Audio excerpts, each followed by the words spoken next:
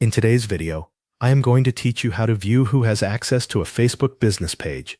To begin, make sure you are already logged into your Facebook account. From there, switch over to your Facebook business page so you are working from the correct page profile and not your personal profile. Once you are on the business page, look to the left-hand menu and click Settings. This will open the Page Settings area where Facebook keeps the main management options for your page. Next, select Page Setup.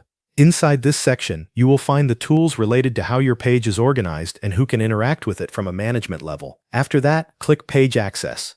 This is the section where Facebook shows the different types of access connected to your business page. Under People with Facebook Access, you can review the list of people who have access through Facebook itself. This includes anyone who has full access or partial access to the page. Take a moment here to look through the names and confirm who is currently able to manage the page. Below that, check the section called People with Task Access. This area shows any users who have been assigned task-based permissions instead of full page control. These users may be able to handle specific actions without having complete access to all page settings.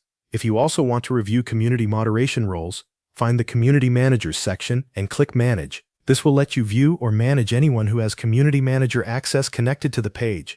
Keep scrolling to the section labeled Partners with Access. Here you can see whether any connected business partners have access to your page. This is useful if your page is linked to an agency, a marketing partner, or another business account. If you need more details about one of those partners, click the More Options button shown as 3 dots next to that partner.